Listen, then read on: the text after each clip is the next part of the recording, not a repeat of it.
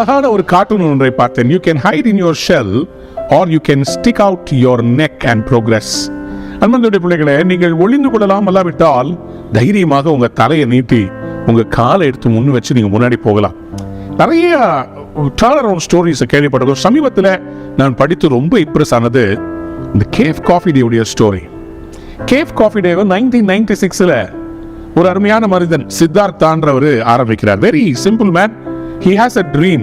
நம்முடைய காஃபி உலகத்துக்கே கொடுக்கும். காஃபி பிசினஸ் ஒரு அப்கமிங் பிசினஸ், ஒரு அப் மார்க்கெட் பிசினஸ்ன்றத அவர் வெளிநாட்டில் டிராவல் பண்ணி கண்டுபிடிச்சு கேஃப் காஃபி டே 1996 ஆரம்பிக்கிறார். Within a span of a few years, 2011 கிட்டத்தட்ட 1000 outlets across the nation, இன்னும் பல தேசங்களுக்கு காஃபியை எக்ஸ்போர்ட் பண்ண ஆரம்பிச்சிட்டாங்க. காரணம் என்ன? அவங்களுடைய own farm 20,000 acre 20,000 acres they grew their own coffee in Karnataka and they were able to send it to different countries and set up coffee vending machines in all the IT parks, movie theaters and airports. எல்லா இடத்துலயும் cafe காஃபியுடைய vending machine வச்சாங்க.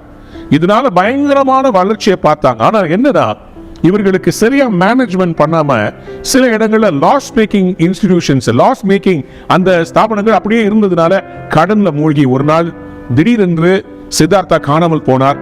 சில நாட்களுக்கு பிறகு அவருடைய சடலத்தை மரித்தவராக நேத்ராவதி ரிவர்ல இருந்து எடுத்திருக்கிறார். காரை நிப்பாட்டிட்டு பிரிட்ஜ்ல இருந்து குதிச்சிட்டார்.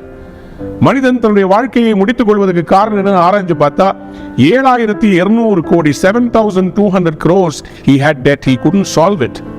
ஆனா என்ன ஒரு ஆச்சரியமான காரியம், அவருடைய மனைவி Malavika Hegde, she took it up as a challenge and she took it up from her husband. எல்லா கம்பெனியில் இருக்கிறவங்க எல்லாருக்கும் she wrote a letter. அவங்க சொன்னாங்க, எப்படியாவது இந்த கடனை குறைக்கணும், இந்த கடன்ல இருந்து வெளியே வரணும், உங்களை நான் விட்டுற மாட்டேன், நீங்களும் சித்தார்த்தா ஆரம்பிச்ச இந்த கம்பெனியை விட்டுறாதீங்கன்னு சொல்லி உருக்கமான ஒரு கடிதம். எல்லா எம்ப்ளாயிஸ்குள்ளேயும் ஒரு வைராக்கியம் வந்துச்சு. எல்லாம் சேர்ந்து கடுமையா உழைச்சாங்க. She was able to turn around within 3 years during COVID time. 3 yearsல she brought down the கடன் from 7,200 crores to 1,730 crores.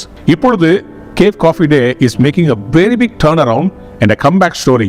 இன்னைக்கு உங்களுடைய வாழ்க்கையிலும் சில தைரியமான ஸ்டெப் எடுக்கும். வெளிப்படுத்தல் 21:7 அதான் சொல்கிறது, ஜெயம் கொள்ளுகிறவன் எல்லாவற்றையும் சுதந்திரித்துக் கொள்ளுவான். The one who is victorious will inherit all. நீங்களோ போராடி ஜெயிக்கலாம். வாங்க. வாழ்க்கையில தோல்வின்றது எப்படி தெரியுங்களா, 99 முறை இன்ட்டு விழுந்தாலும் அந்த 100வது டிக்கு போட்டா நீங்க தாங்க ராஜா. உங்களுக்கு அதை ஜெயிக்க வைப்பார். நீங்கள் செய்த எல்லா பிழைகளும் வெற்றியாக ஒரு நாள் மாறதான் போகிறது. ஜெயிக்க போறீங்க. Today is a wonderful day. God will give you victory. God bless you.